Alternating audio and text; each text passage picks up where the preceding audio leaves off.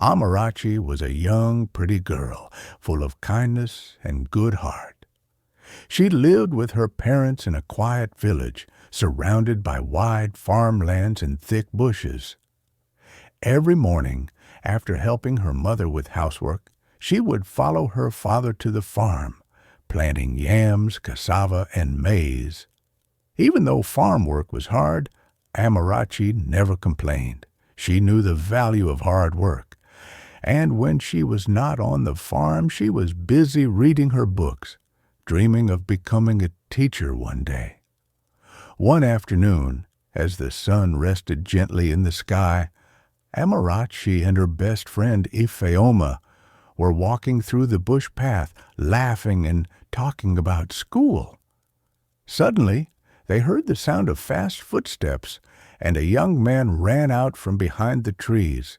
His clothes were torn, and there were bruises on his arms and face. He looked very tired and afraid. "Please, help me!" the stranger cried, falling on his knees. "They are chasing me! Please hide me!" Ifeoma quickly pulled Amarachi's arm. "Let's go." "Don't help him. We don't know him," she whispered in fear. But Amarachi looked at the stranger. She saw pain in his eyes. She could not leave him like that. Her heart told her what to do. Without wasting time, Amarachi grabbed some big leaves and quickly covered the young man, hiding him behind a thick bush nearby. Just as she finished, 3 angry-looking men appeared, breathing heavily. "Have you seen a man pass here?" one of them shouted. Ifeoma began to shake. Her mouth opened as if she wanted to talk. But before she could say anything, Amarachi stepped forward. "Yes, we saw someone," Amarachi said calmly. "He ran that way." She pointed to a path leading deep into the wrong direction. The men didn't even thank her. They just ran off, chasing the wrong trail, their angry voices fading into the distance. Amarachi quickly turned back, pushing the leaves aside. The stranger was still lying there, too weak to stand. Without thinking twice, she and Ifeoma helped him up. But Ifeoma was not happy at all. She kept shaking her head, muttering under her breath. Step by step, Amarachi and the stranger made their way home. The stranger leaned on her, his body heavy from pain. Amarachi's heart was beating fast, but not from fear. It was from hope that she had done the right thing. And that was how Amarachi and the stranger reached her small, welcoming house. As soon as Amarachi and the stranger reached home, her parents came outside. One look at the young man's bruised body, and they rushed to help him. No questions, no shouting. They brought him inside, gave him water to drink, washed his wounds with warm water and herbs. Later, they gave him a plate of hot yam porridge full of fish and scent leaves. Amarachi sat close, her heart full of quiet joy. This kindness, this love, was what her mother always taught her under the soft light of the moon. Many nights, after farm work and supper, her mother would sit with her under the big mango tree and say, "Amarachi, in this life, always help people, even when it is hard. A good heart is like a lamp in a darkness. It will always shine. Never follow bad friends. Focus on your books, because education is the wings that will help you fly. Be content with the little you have. Greed is a sickness that can never be cured by riches. And remember, real beauty is the beauty inside your heart." Amarachi carried those words inside her like a treasure chest. The next morning, after cock had crowed and the sun was smiling again, Amarachi's uncle, Uncle Obinna, came to visit. When he saw the stranger resting on a bench outside, he frowned immediately. "Who be this boy?" Uncle Obinna asked, voice sharp like a cutlass. Amarachi's father calmly explained how they found him wounded and how they decided to help. But Uncle Obinna shook his head roughly. "You people don't know anything. You just bring stranger into your house like that. Maybe he is thief. Maybe he is running from something bad." He faced Amarachi's father, talking with anger. "Chukwemeka, you better send him away before a bad thing will enter this family." But Amarachi's parents stood firm. Her father spoke gently, yet with strong voice. "When you help a stranger, you are planting good seeds. We choose to be helpers, not judges. A wicked world does not mean we should kill the goodness inside us." Uncle Obinna hissed loudly and left angrily, his slippers making noise on the dusty road. Later that day, Amarachi packed her books and went to school. The sun was high, the sky wide and blue. She studied well, smiling sometimes as she remembered her mother's moonlight stories. But when she came back home, running with excitement to greet her mother, she noticed something strange. The stranger was nowhere to be seen. His mat was empty. His clothes were gone. Amarachi stood still, her heart dropping slowly like a leaf from a tired tree. That evening, when Amarachi's parents came back from their farm, Amarachi rushed to them with worry in her eyes.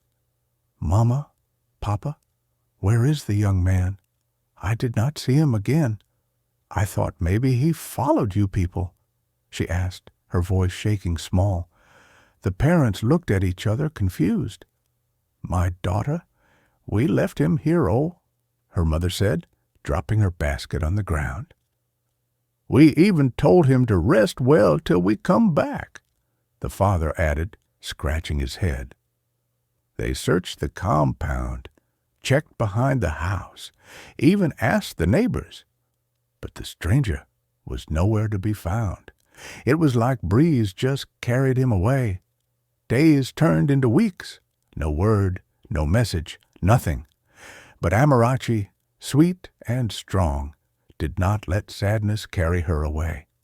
She focused on her life, waking early, helping her mother sweep the compound, going to school with joy, and returning home to help in the farm. She studied hard, always first in her class, and never forgot the lessons her mother taught her under the moonlight. She was not like other girls in the village who chased after boys, wore clothes that showed their body, or sneaked out to clubhouses. Number Amarachi carried herself with grace and dignity, always covering her body well, tying her wrapper properly, smiling kindly, but keeping good distance from temptation. She was a good Christian, always singing in the church choir, helping the elderly, and showing love even when nobody was watching. Many people in the village admired her. "She is a true daughter of the soil," the elders would say. But not everybody was happy. Some of the young ladies, full of jealousy, would whisper behind her back, "See her, she is doing like she is better than us," they would say. But Amarachi, with her pure heart, just kept doing good, never minding the noise of the world. Life was peaceful, until one black day, a news came like thunder, breaking the sky. Her parents, her precious mama and papa, had gone for a wedding in the next town. But on their way back, their car lost control and entered the bush. They did not make it, both of them. The news reached Amarachi like a heavy stone on her chest. Her legs gave way, her world shattered into pieces. The sun in her life went dark. After her parents were buried, the world felt cold to Amarachi. She was just 17 years old, still in SS3, still carrying big dreams inside her heart, dreams of passing her WAEC, making her parents proud.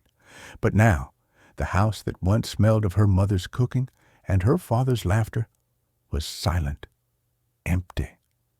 One evening, As the sun was dying behind the hills, her uncle came to the house with fire in his mouth. He stood before the whole village and shouted, "Amarachi is the reason my brother had no other child.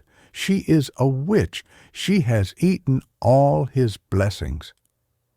He said so many evil things about her, things so bitter that even the trees seemed to bend away in shame.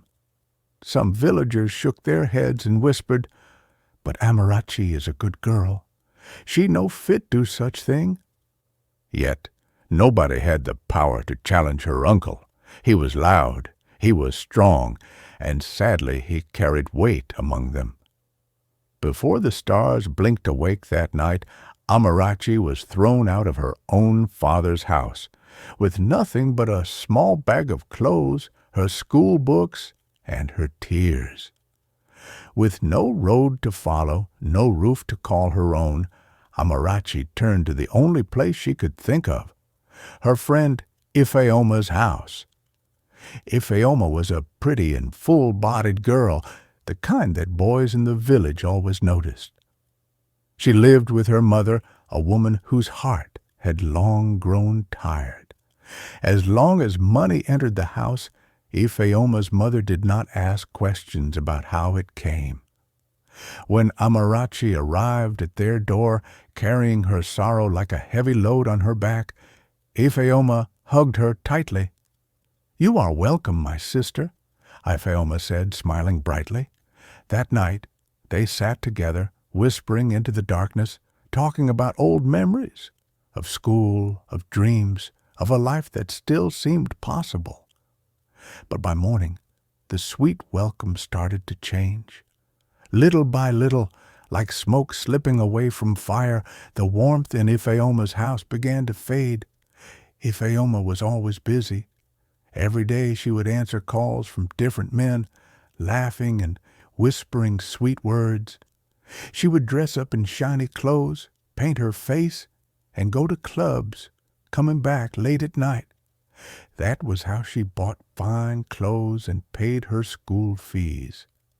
One afternoon, as Amarachi sat quietly sewing her old school uniform, she gathered courage and said, "Ifeoma, please, can you borrow me some money? I want to start selling a car or something small. I need to save for my WAEC." Ifeoma burst into laughter. "Ah, Amarachi, what are you feeling like? You won't suffer yourself? Come and join me, Jur. I have some nice clothes you can wear. Stop thinking too much. Money is sweet when you hustle it well." But Amarachi's heart became heavy. She remembered her mother's words, how they used to sit under the moonlight, while Mama told her, "My daughter, even when we are not there, choose good. No amount of money is worth your soul." Tears almost filled her eyes, but Amarachi smiled politely and shook her head. She refused to lose herself. Days passed. Amarachi would go from house to house, asking people if they needed help on their farms. When her mates returned from school, she would meet them and borrow their books to study hard. She was determined to pass her exams and make her late parents proud. One night, trouble came. Ifeoma's mother returned home very angry. Maybe a man she trusted had disappointed her. She looked at Amarachi with fire in her eyes and shouted, "Why are you still here, and acting like you are better than everybody? You're eating my food for free. See your foolish self. You refuse to follow Ifeoma and make money. Do you know how I get money to feed this house? Rubbish girl, I don't want to see you here again. You will amount to nothing." Amarachi's body shook. Her heart broke into pieces. She remembered her mother's gentle hands wiping her tears whenever she was sad. She remembered her father's proud smile when she brought home good results. She knew what she must do. Without argument, Amarachi packed her small bag that night. She stepped into the cold, dark street, with no idea where to go. She found an uncompleted building nearby with broken walls and no roof. She sat there quietly, praying and trembling, afraid of the night. But God protected her. No bad boys came near her that night. She closed her eyes and slept with tears on her cheeks. The next morning, as the sun rose, an old woman who looked after the building came to inspect the place. She saw Amarachi sitting weakly in a corner. "Who are you, my child?" the woman asked softly. They spoke gently. The woman, touched by Amarachi's pure heart, took her hand and said, "Come with me." "You cannot stay here?" And Amarachi followed her, carrying her little bag and big dreams. The old woman, Mama Nkechi, was from another village. Her back was bent from years of farming, and her hair was white like cotton wool. She had no child of her own. Her husband had died long ago, leaving her with only memories and a small piece of land. Even though she had little, she shared her food with Amarachi. Sometimes just boiled yam without oil or dry gari with water. Still, they would smile and thank God for His mercy. Amarachi worked hard in Mama Nkechi's farm. She would weed the grass, fetch firewood, and carry heavy loads without complaining. Mama Nkechi loved Amarachi like her own blood, but no matter how much she wished it, she had no money to help Amarachi pay her WAEC fee. Her heart bled for the girl. One bright morning news came. In the palace of their land, they needed a maid, someone decent and hard-working. Mama Nkechi heard about it at the market and hurried home to tell Amarachi. "My daughter," she said, her voice shaking with hope, "maybe your destiny will find you there." The next day they dressed Amarachi in her neatest clothes, a plain but well-washed gown. Her hair was tied back simply, her face fresh and innocent, carrying the beauty of a flower kissed by morning dew. They walked slowly to the palace. The palace was grand, walls painted in gold, pillars tall like trees, and gardens blooming with flowers that looked like stars fallen from the sky. Amarachi stood wide-eyed, her heart beating like a drum. The Queen Mother was seated on a throne, graceful like a river in the morning. When she saw Mama Nkechi, she smiled warmly. She knew her well as a woman of good name and clean hands. Because of Mama Nkechi's reputation, Amarachi was accepted without too many questions. They only warned her, "Be a good girl. Respect yourself. Serve with humility." But even before the Queen Mother spoke, Amarachi's dressing, her humble bow, and the calmness in her spirit had already spoken louder than any words. That night, Amarachi was shown the small room where the palace maids slept. She lay quietly among the other girls, her heart praying for a new beginning. Before they slept, the older maids whispered to her, "Respect the king. Don't let the Queen Mother catch you disgracing yourself. Be careful. Palace life is not for wayward girls." Amarachi nodded quietly. She held her late parents' teachings close to her chest like a precious gift. Her spirit remained pure, untouched by bitterness. Days passed. One hot afternoon, Amarachi was carrying heavy baskets of laundry across the courtyard. The sun burned high above, but she didn't mind. Duty was duty. Then, as she lifted her eyes for a moment, she locked eyes with a stranger walking across the royal gardens. Her heart froze. She knew him immediately, the wounded boy her family had once helped long ago. But the boy? No, the king, now grown and majestic in royal robes, he didn't recognize her. Not yet. Amarachi and the king began to speak in quiet corners of the palace where the golden walls could not hear, where only the moonlight listened. Their voices were soft, their smiles gentle, and though Amarachi always bowed with respect, her eyes carried the light of old friendship, of something deeper, something time could not kill. Gossip, like dry leaves in Harmattan wind, started to blow among the jealous maids. Who is she to steal the king's attention? Is it her beauty, or has she used charms? But the truth was simpler and more powerful. It was not Amarachi's beauty alone, though she bloomed like a shy flower. It was her spirit, clean, humble, unbroken by life's storms, that captured the king's heart. One soft evening under the open arms of the moon, by the palace gardens where white flowers slept, Amarachi told him her story, the betrayals, the nights she wept alone, the uncompleted building that became her shelter, the prayers whispered into the cold wind. The king listened, and his chest ached. Then he, too, opened his heart, a river of old wounds spilling into the night. "My own blood betrayed me after my father died," he said, his voice low. "They sent assassins to end me because they feared I would rule with a good heart." Amarachi's eyes widened in sorrow. She gathered her courage and asked, voice trembling like a leaf, "But why did you leave that day, the day my parents were out and you disappeared?" The king sighed, pain clouding his face. "It was your uncle," he said. "He hired boys to drive me away. He feared your parents would love me too much, maybe even adopt me as their own son, since they had no male child. Jealousy is a sharp knife." Tears burned in Amarachi's eyes, but she held them back. The Queen Mother watched from her high windows, silent and thoughtful. She saw the way Amarachi walked with dignity, even in pain. She saw the way the king's eyes softened only when Amarachi was near.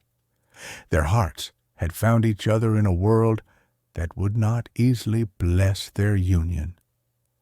When the king finally stood before his people to declare his affection, the elders shook their heads sadly. "Our tradition forbids it," they said.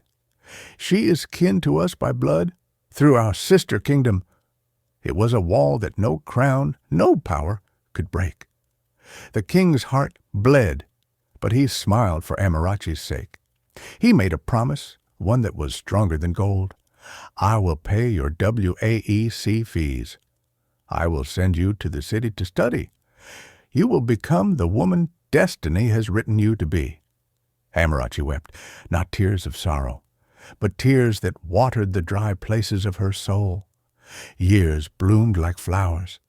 Seasons passed. Amarachi, the girl who once slept in uncompleted buildings, who once wept over cold plates of Gary, now walked the shining halls of the university. She studied like a lamp burning in the darkness. While others wasted time, Amarachi built her future with bare hands and prayers. And when the final day came, when the gowns were worn and the drums were beaten in joy, Amarachi stood tall on the stage, best of her set, the first, the shining one, the pride of her people. And somewhere, sitting quietly in the crowd, disguised among the common people, the king watched with tears in his eyes, the girl who once saved him, now saving herself. But fate was not finished with Amarachi yet. The king, ever noble, stood by his word. He fought tooth and nail to reclaim the inheritance stolen from Amarachi by cunning hands. No longer would deceit have the final say. When the battle was won, Amarachi and the king did not hoard the blessings. Instead, they built something greater than themselves, a grand hospital in Amarachi's humble village, a place where no child would be left helpless again, where healing would flow like rivers in the dry season, and dreams would have a place to breathe. The village that once turned its back on Amarachi now wept with joy. Mothers who had once whispered behind closed doors now sang her praises. Fathers lifted their sons onto their shoulders, saying, "Look, my child, this is what goodness births." Amarachi, her heart wide like the morning sky, forgave them all. Her uncle, who once drove her into the night, her neighbors, who once watched without helping. She forgave them not because they asked, but because forgiveness is the throne of the strong. Then, like a soft rain after long drought, love came. A noble man, strong and true, saw Amarachi, not for her scars, not for her sorrow, but for the golden light inside her. He proposed not with pride, but with reverence. "I love the woman you have become," he said, "and the road you chose." Their wedding was a festival of joy, a blending of laughter and songs that rose into the heavens. Meanwhile, Epheoma, once the shining flame, had fallen into her own sorrow. Impregnated by a man who fed her lies, abandoned after 5 moons of pregnancy, she sat under the same tree where once she laughed at Amarachi, now weeping, now hollow, a mirror of her own mother's mistakes. Life had turned its wheel, yet Amarachi, clothed in grace, never mocked her. She simply prayed from afar, knowing that every soul must find its own repentance. In a final act of honor, Amarachi journeyed back to the king's kingdom, found the elderly woman who once picked her up from the dust, and brought her home, not as a servant, but as a mother reborn. She opened a flourishing business for the woman, built her a house with wide verandas and warm hearths, and in every brick was written a silent song. "Thank you for believing in me when the world did not." Ending moral: it is not the road we are offered that defines us. It is the road we choose. Patience and goodness will always crown a woman with honor. Dear mothers, sisters, and daughters, Amarachi's story teaches us, no matter the storm, the seed of goodness will one day bloom. Share this story with someone who needs to remember this truth. Don't forget to like, comment, and subscribe to Tales by Foxy, where every story carries the wisdom of our ancestors.